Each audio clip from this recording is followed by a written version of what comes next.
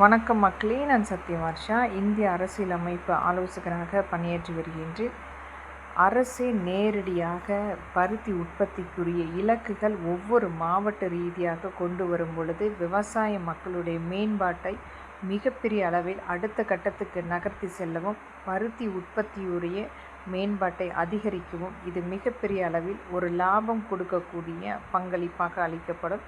அதிலும் அரசின் நேரடியான கொள்முதல் மற்றும் விலை நிர்ணயம் செய்யப்பட்டு அங்கீகரிக்கப்பட்ட காப்பீடு திட்டத்தின் கீழ் நுகர்வோர் நுட்ப ஆலைகளுக்கு மாற்றும் பொழுது இடைத்தரகர்கள் முழுமையாக நீக்கம் செய்யப்படுவார்கள். இதை அனைத்துமே பரிசீலனை செய்து வருகின்ற சட்டமன்ற தேர்தலில் அனைத்து இந்திய அண்ணா திராவிட முன்னேற்றக் கழகம் ஆட்சி அமைக்கும் போது எடப்பாடி ஐயாவுடைய முழுமையான ஆட்சி அமைப்பில் இது ஒரு மிகப்பெரிய ஒரு மாற்றத்துக்குரிய நுட்ப ஆலைகளை மேம்படுத்துவதற்குரிய அங்கீகாரம் அளிக்கப்பட வேண்டும். இதற்கு மத்திய அரசும் நம்மளுடைய மாண்புமிகு பிரதமர் ஐயாவும் இதற்குரிய பங்களிப்பு முழுமைப்படுத்த வேண்டும் என்பது மக்களின் எளிய மகளாக இங்கு பதிவு செய்கின்றேன். நன்றி, வணக்கம்.